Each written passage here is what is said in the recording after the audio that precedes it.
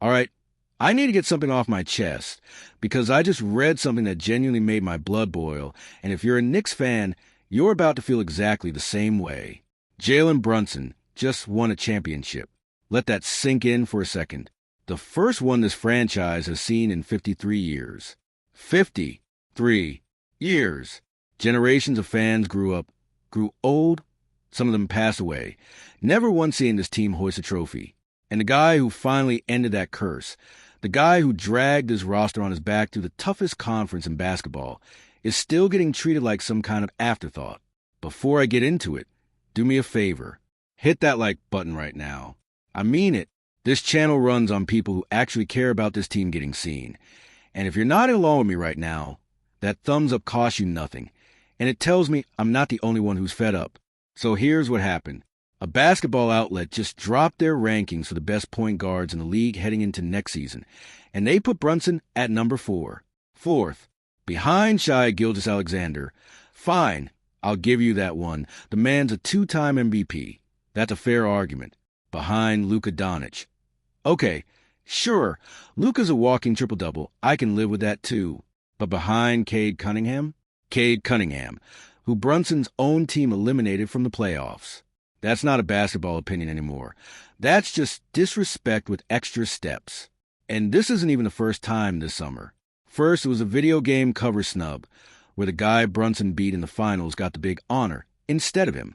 Then it was the MVP odds for next season, where 8 different players got listed ahead of him like he didn't just win an entire roster to a title. Now this. At what point does winning actually start meaning something in this league? Let's talk numbers for a second. Because the numbers back this up. During the regular season, Brunson averaged 26 points, almost 7 assists, over 3 rebounds, shooting close to 47% from the field, and knocking down almost 37% of his threes. That earned him a spot on the All-NBA second team. That's not a scrub having a nice year. That's a top-tier guard by any measurement you want to use.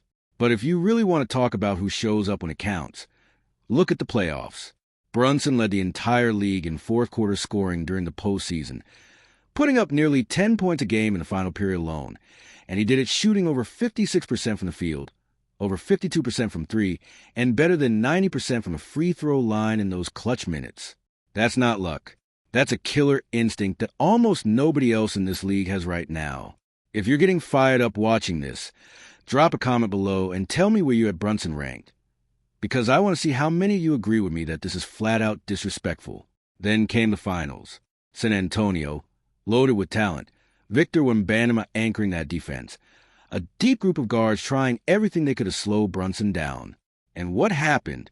New York blew them out. A 42-point demolition in that series-defining game, with Brunson getting to whatever spot on the floor he wanted, shooting over Wembanyama's outstretched arms like he wasn't even there.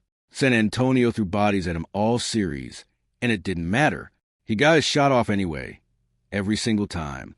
And let's not forget, this isn't a one-time playoff run either.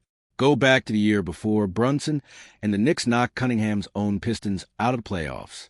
So the guy ranking above him right now is someone Brunson has already beaten on the biggest stage available. Explain that logic to me, because I genuinely cannot. Here's what really gets me. In this league, size gets you hype before you've proven anything. Highlight reel athleticism gets you hype. Being a former number 1 pick gets you hype. But actually winning, actually delivering when your team needs you most, actually closing out a championship, somehow that gets treated like it's worth less. Brunson has done every single thing you could possibly ask a superstar to do, and he still has to fight for basic respect from people who are supposedly paid to evaluate this stuff.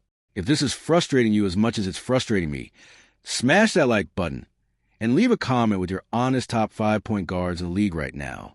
I read every single one of them, and I want to know if I'm the only one who thinks this ranking is a joke. Look, I get that Cunningham, Doncic, and Gilgeous-Alexander all had strong regular seasons, some with better overall win totals, and I'm not going to sit here and pretend those guys aren't great players. But rankings like this are supposed to measure the complete picture, not just a highlight package from November through April. When the lights get brightest, when the stakes are at their absolute highest, Brunson has been the best point guard on the planet. Full stop. He proved it against Detroit. He proved it against San Antonio, and he is still waiting for the credit that should already be his.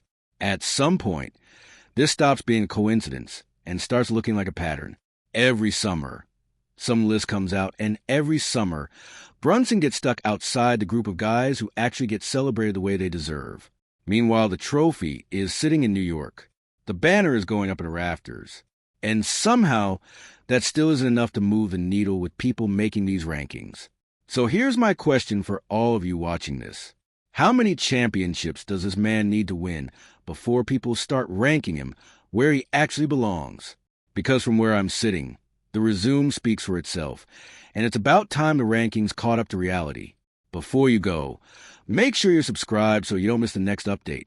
Hit that like button one more time if you made it this far, and you're as frustrated as I am, and drop your comment below with your own rankings. Let's get this conversation going, because Brunson deserves to see just how many of us actually have his back. Thanks for watching, and I'll see you in the next one.